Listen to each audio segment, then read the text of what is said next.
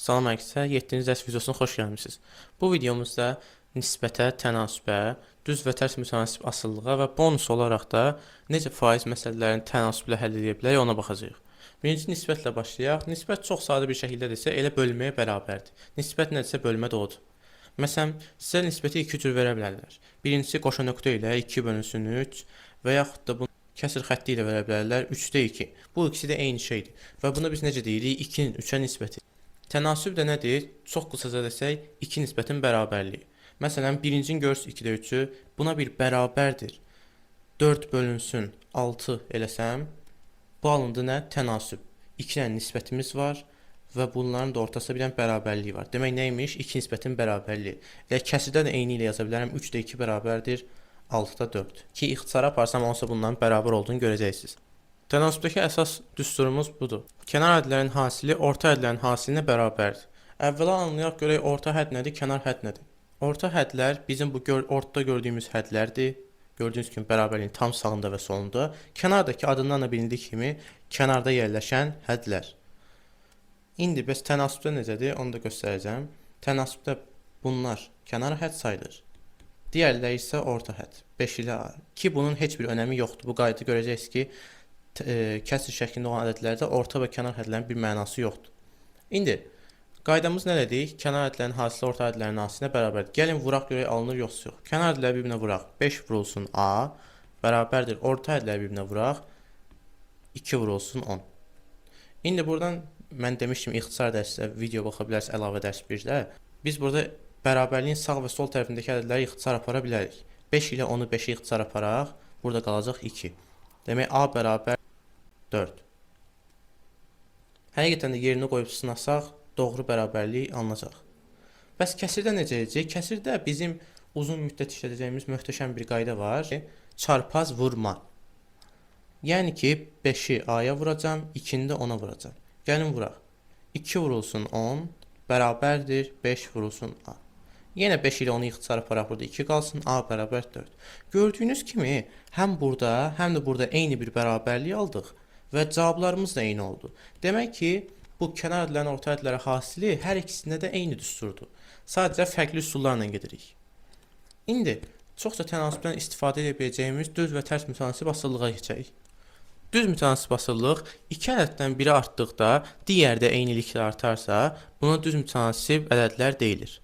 Məsələlərdə əlaqə apardıqdan sonra bu ədədlər çarpaz vurulur. Baxın, görürsünüz ki, biraz tərslik var da. Əgər düz mütənasib asılıdırsa tərs vuracağıq. Yəni çarpaz vuracağıq. Demək ki, nə olacaq? Tərs mütənasib asıllıqda da düzünə vuracağıq. Əvvəlcə hələ düz mütənasib başlayaq, birazdan keçərik tərs mütənasibə. Məsələmizi verək. Şagirdlərin hər birinin eyni sayda qələm götürdüyünü bilərək 4 şagird 15 qələm götürmüşdürsə, neçə şagird 30 qələm götürər? Əvvəlcə asıllığımızı quraq. Burada şagirdlərin sayını mən solda qoymaq istəyirəm.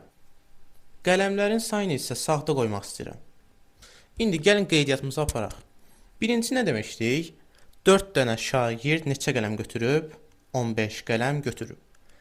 Deyir ki, neçə şagird 30 qələm götürər? Biz qələmlərin ikincisinin sayını bilirik. Lakin birincisini bilmirik nə qədər qələm götürür. Buraya istədiyiniz bir məchulu qoya bilərsiniz. Mən x qoymaq istəyirəm, hər kəs başa düşsün və rahat olsun deyə. İndi nə edək?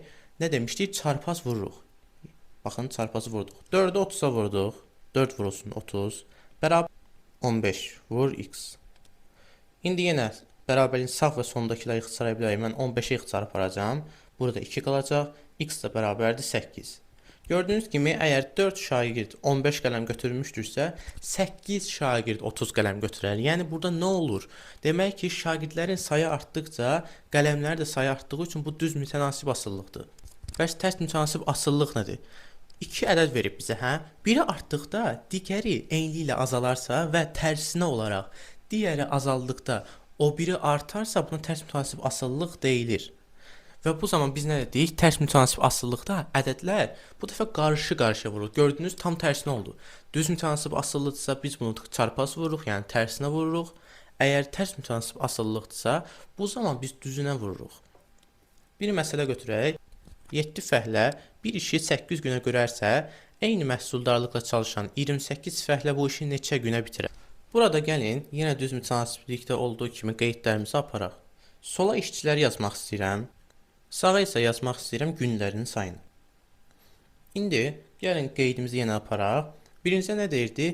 7 işçi bu işi 8 günə görərsə, 7 işçi və günlərin sayı da 8 idi. Sonra deyir ki, bəs 28 fəhlə bu işi neçə günə görər? Fəhlələrin sayını bilirik, yəni işçilərin sayını bilirik. Lakin bilmirik ki, neçə günə görüb. Gəlin buraya bu dəfə x qoymayaq, qoyaq y.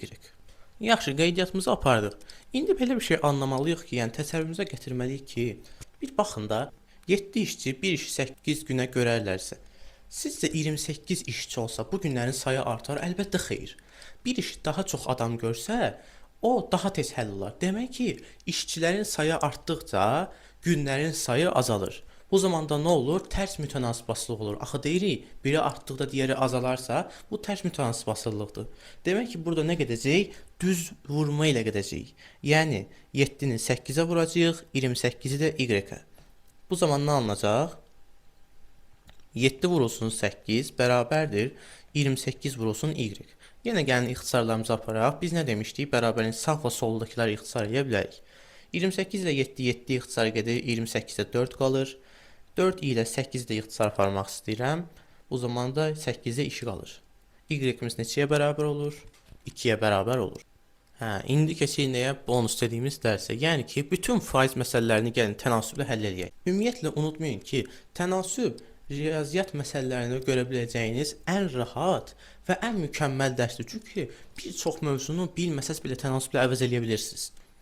Baxın, məsələn, faizlərlə işləsək, birinci faizlərdə ən asan düsturla başlayaq da, biz ən asan düsturu necə başlayırdıq? Birincisi ədədin faizinin tapılması. Məsələn, elə keçən dərsdə dediyimiz məsələləri gəlin tənasüblə həll edək. Məsələ birincisi belə idi, ədədin faizinin tapılmasında. 25-in 20 faizini tapın. Biz normalda nə edirdik? 25-i vururduq 20-yə, bölürdük 100-ə. Düzdür, eləmi? Amma tənasüblə eləsək necə olar? Gəlin baxaq. Düşünün ki, bu qaydanı isə yadınızdan çıxıb. 25 nədir? Biz tam ədədə 100% deyirik, hə? Gəlin 25-ə 100% deyək və bu zaman onun 20%-ni nə hesab bilərik? 20%-ni bilmirik də x yazarıq. Ümumiyyətlə bunu bilin ki, yəni onsuz da həmişə faizdə düz mütənasibatlı olacaq. Çarpaz vuraq gedək. 25 vurulsun 20 bərabərdir x vurulsun 100. Yenə bizim faiz düsturumuz alınır, sadəcə tənasüblə gedirik. 25 ilə 100-ü ixtisar aparmaq istəyirəm 25-ə. 25-i 25-ə 1, 125-ə bölsəm 4. Sonra da 4 ilə 20-ni 4-ə ixtisar və 5 qalır. X də bərabərdir 5-ə. Bir digərini keçək, faizini görə ədəd tapmağa. Məsələmizi göndərək. Deyir 20% 25 olan ədəd tapın. Normalda nə edirdik? Deyirdik ki, 100-ə vurub faizə bölün. Qayda yadınızdan mı çıxdı? Gedin yenə tənasübə. Biz 100% olan ədədi bilmirik. X-ımız deyək ki, bütün ədədimiz 100%-dir. Bilmirik də qardaş. Biz deyirik ki, bu ədədin amma bilirəm ki, mən 20% 25-dir. 20%-imiz isə 25-dir. Yəni nə qardaş, get çarpazı vur getsin. X vurulsun 20, bərabərdir 25 vurulsun 100. Mən 20 ilə 25-i ixtisar aparmaq istəyirəm 20-yə.